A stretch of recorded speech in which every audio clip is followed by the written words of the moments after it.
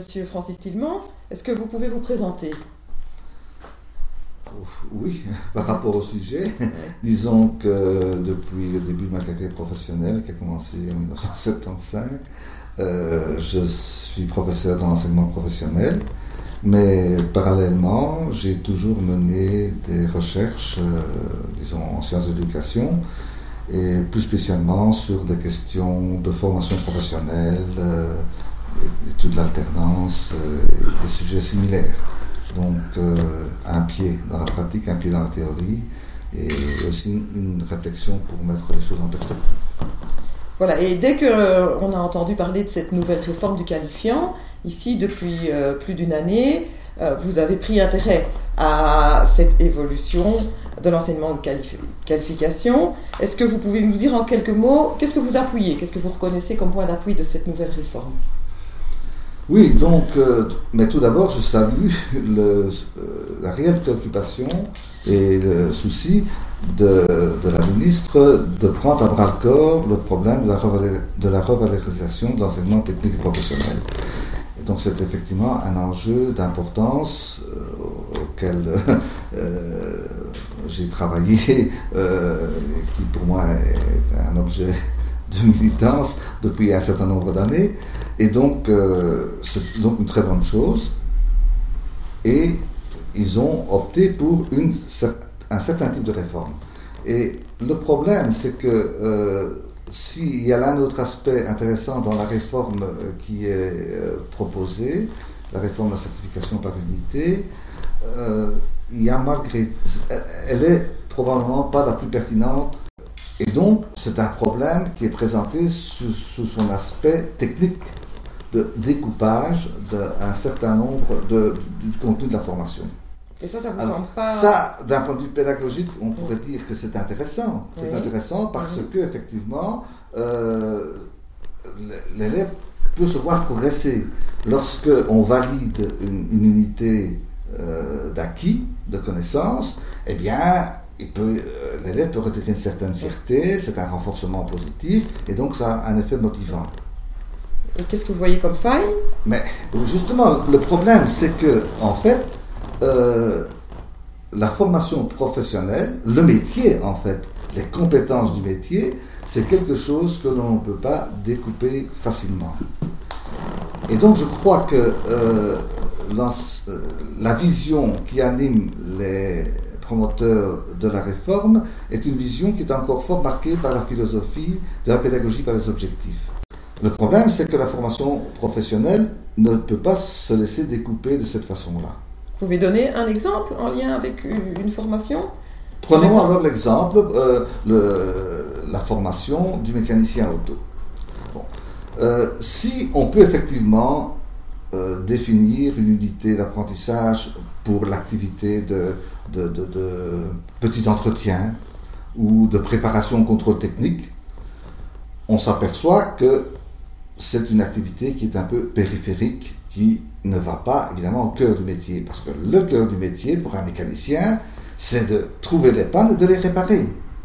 En fait, comment apprend-on une activité complexe? Parce que l'activité est complexe. On l'apprend en se disant, c'est un problème à résoudre.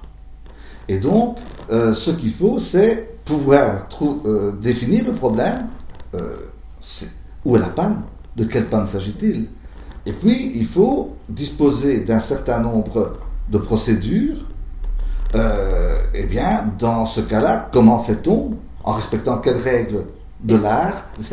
Et vous, donc, vous pensez que de découper l'apprentissage de l'ensemble de ces procédures en différentes unités ne va pas permettre de pouvoir résoudre les problèmes? Non, parce que ou bien on sait résoudre la panne ou on ne sait pas le résoudre. Et tant qu'on ne sait pas le résoudre, on ne maîtrise pas et on ne peut pas dire je sais résoudre une panne à peu près. Non. On ne résout pas des morceaux de problème. Voilà.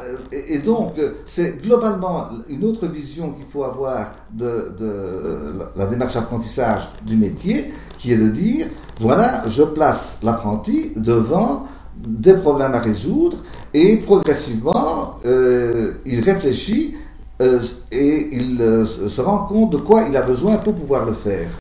C'est quoi le rôle de la formation générale? Justement, la formation générale n'a pas pour but, selon moi, d'enseigner les savoirs de l'action.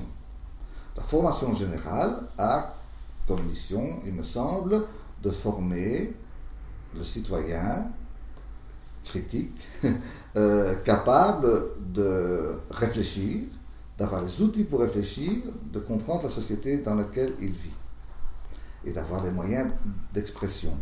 C'est donc une finalité centrée sur la compréhension du monde et la possibilité d'y trouver sa place. Et vous avez l'impression que la formation telle qu'elle va être proposée ne permet pas ça? Oui, parce que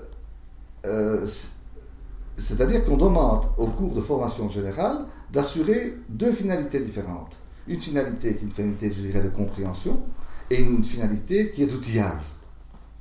Et je pense que ce sont des objets différents. Qui ne peuvent pas cohabiter? Non, dans la mesure où ce sont deux logiques différentes, si vous voulez. Donc vous nous avez partagé à la fois votre malaise par rapport à la formation professionnelle et aussi par rapport à la formation générale. Est-ce que vous pouvez nous partager comment vous verriez-vous une revalorisation de l'enseignement de qualification? Oui, je pense qu'il faut aborder le problème avec une philosophie différente de celle des réformateurs actuels. Dans un souci de réalisme, ils se sont dit on va faire une réforme technique. Donc on réorganise, mais c'est une question de réorganisation de une formation professionnelle. Mais l'enjeu, je l'ai développé un peu avant, l'enjeu c'est quand même la pédagogie de la formation professionnelle.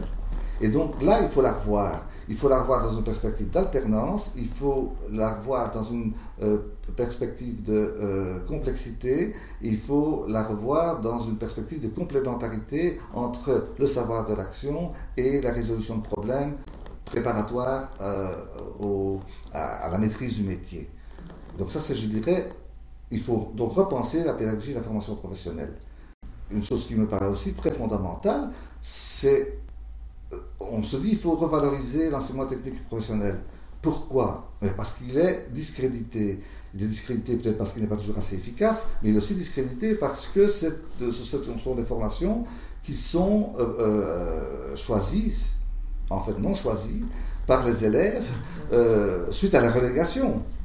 Donc en fait, c'est un non-choix et les élèves qui abordent l'apprentissage d'un métier l'approchent avec un manque total de confiance en eux, ils ont une image négative d'eux-mêmes. Donc c'est en amont aussi. Mais exactement, c'est donc en amont qu'il faut arriver à faire réussir les élèves et mieux travailler leur projet personnel, non pas dans les dernières années comme ça se fait par exemple en 7e professionnel, mais en 4e, pour que ça puisse être un peu plus des choix éclairés avec des élèves qui ont confiance en eux parce que ils ont réussi et ils savent qu'ils sont en fait de bons élèves